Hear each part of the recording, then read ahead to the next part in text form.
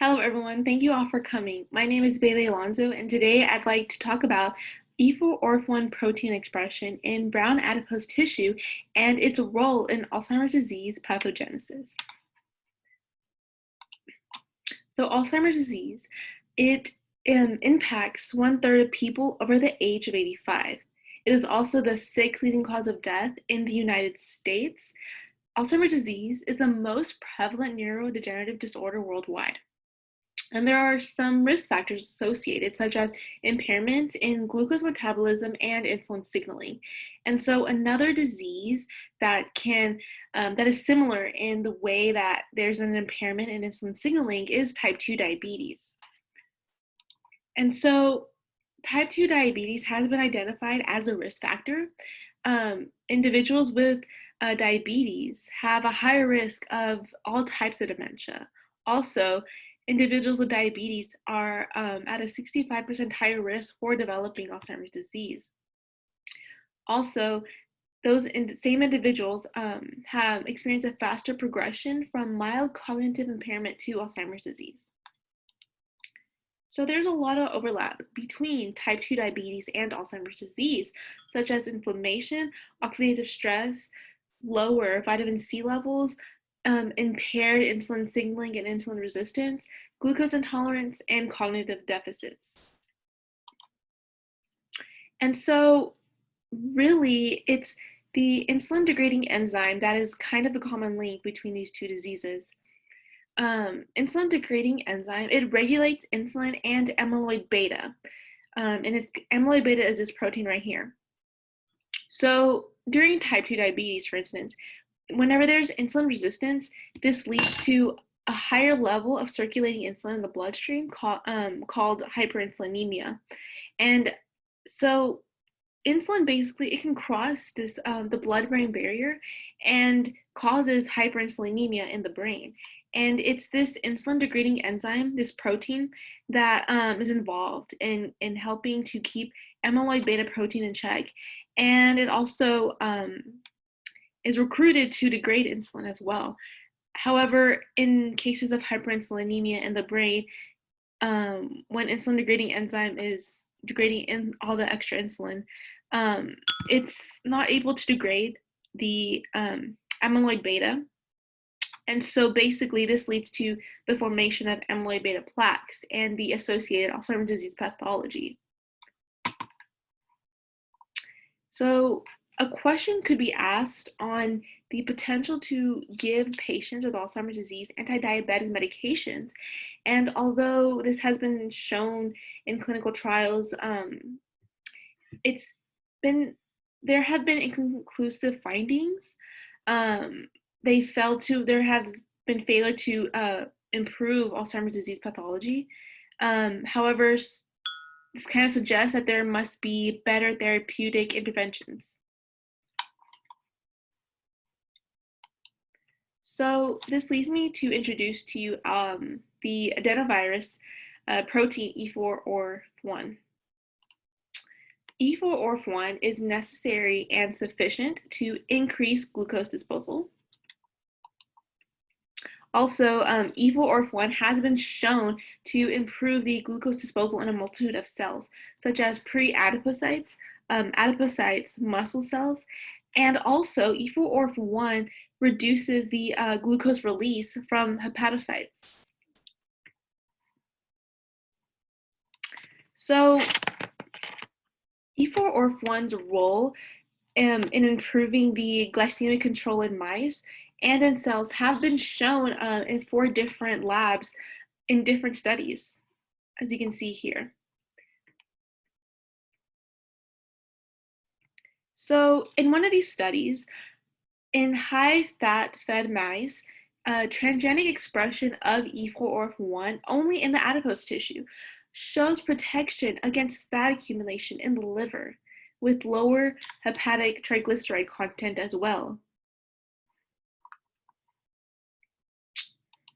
So these mice also show a significantly lower endogenous insulin requirement. As you can see here are the mice expressing E4-ORF1, and here are the wild-type mice. And Thus, those expressing E4ORF1 have a lower insulin requirement when challenged with the glucose during a glucose tolerance test. And so it's in this scenario where we call this the insulin-sparing effect of E4ORF1. So E4ORF1 prevents the endogenous glucose secretion by doing the job of insulin. So how does E4ORF1 clear glucose? I'm going to present to you the pathway, the insulin signaling pathway. So here we have insulin, the insulin receptor right here in the membrane of the cell. This is going to be the outside portion of the cell with the glucose, and then here's going to be the inside part of the cell. So when insulin binds to the insulin receptor, this triggers the cascade that eventually leads to the phosphorylation of AKT and the translocation of this GLUT4 membrane protein. So GLUT4 is going to go to the membrane and allow for the intake of glucose inside of the cell.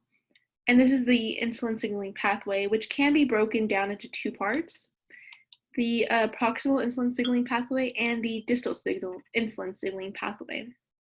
And it's this distal insulin signaling pathway that E4ORF1 is able to upregulate. Also, E4ORF1 is able to upregulate GLUT1 transporter, which also allows for glucose uptake of the cell. So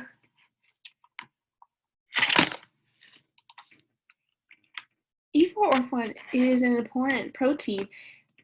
It allows for this glucose uptake of the cell independent of that proximal insulin signaling. It also reduces insulin levels in vivo. It's not an insulin mimetic.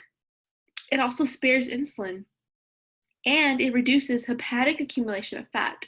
So in combination, this has potential implications for type 1 diabetes, type 2 diabetes, and non-alcoholic fatty liver disease. So another question that we can ask is, can we use the anti-diabetic properties of E4ORF1 for improving the Alzheimer's disease-related pathology, as I mentioned earlier, with the role of hyperinsulinemia in the brain and the formation of amyloid beta plaques? So basically, our objective is to use E4ORF1 protein as a novel tool to improve insulin sensitivity and to restore the age-associated decline in insulin signaling. So now to give you an overview of the experimental setup, we try to determine the role of E4ORF1 in Alzheimer's disease by generating a triple transgenic mice by crossing on Alzheimer's disease model of mice, APPPS1, with the transgenic mice expressing E4ORF1 in the adipose tissue. So these 14 to 20-month-old mice, this 14 to 20-month-old mice were basically given a high-fat diet supplemented with doxycycline to induce the E4ORF1 expression for 10 weeks, followed with an additional 10 weeks on a chow doxycycline diet. So glycemic control was determined in these mice by a glucose tolerance test and measuring insulin. Cognition was also determined through the Morse water maze test, which I'll show you in a future slide, before we sacrifice the mice. And then afterwards, we basically got tissue collection, looking at the brain, the muscle, the liver, and adipocytes. And so we wanted to kind of investigate any changes in the central and peripheral tissue using protein and gene expression and histology.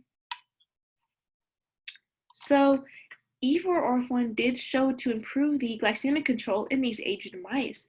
So following the glucose tolerance test, as you can see here, the Alzheimer's disease mice expressing E4ORF1 had a faster glucose clearance, and they also had a reduced insulin secretion. These mice expressing E4ORF1 also had improvements in their spatial learning and memory as basically as performed through this Morris-Water maze test. So basically, changes in cognition were measured by the Morris-Water maze test.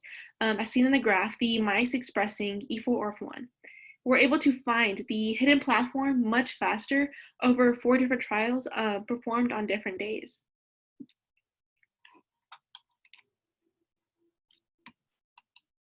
So this kind of leads me to conclude brown fat and its role. Brown fat has a unique metabolic phenotype, and this is largely because of the uncoupling protein, that UCP1, that gene that basically allows the mitochondria of brown adipose tissue, instead of generating ATP, it generates heat, and this is called thermogenesis. And when we're born, we have a higher amount of brown adipose tissues to help us basically regulate our internal body temperature. And basically, throughout our lifetime, the brown adipose tissue mass decreases. And interestingly, brown adipose tissue activity, as seen in some studies, has been higher in longer-lived animals. And brown adipose tissue seems to improve Alzheimer's disease pathology. So this kind of raises the question of, does E4ORF1 help to activate brown adipose tissue? And to answer this question, we gathered the brown adipose tissue from those Alzheimer's disease mice expressing E4ORF1 and looked at gene expressions. So mice that were expressing E4ORF1 in comparison to those that weren't expressing E4ORF1 had higher levels of gene expression of FGF21. Now, this is an important gene as it signals to the brown adipocytes to mediate those glucose lowering effects. And in some studies, FGF21 has been shown to ameliorate cognitive decline. So another gene that we looked at and that had higher expression in the mice that were positive for E4ORF1 in comparison to those that weren't positive for E4ORF1, these mice had improvements in the glucose homeostasis and thermogenesis, which kind of leads us to conclude that Alzheimer's disease mice that were expressing E4ORF1 showed improvements in their cognition and showed improvements in their brown adipose tissue activity. So in summary, in the mouse model of Alzheimer's disease that were expressing E4ORF1 showed improvements in their peripheral glycemic control independent of endogenous insulin secretion.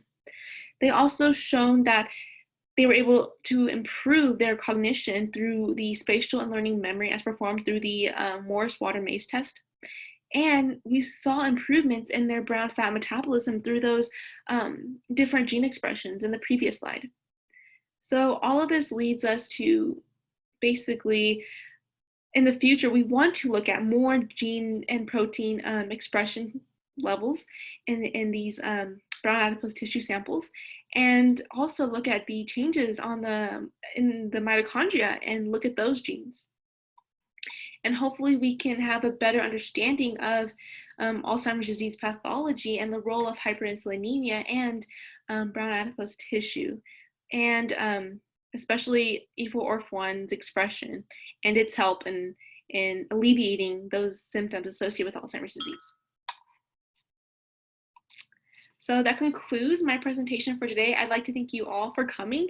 I'd also like to thank my PI, Dr. Hegde, and also Marleigh Brown for their help and great advice for this presentation. Thank you, and hope you all have a lovely evening.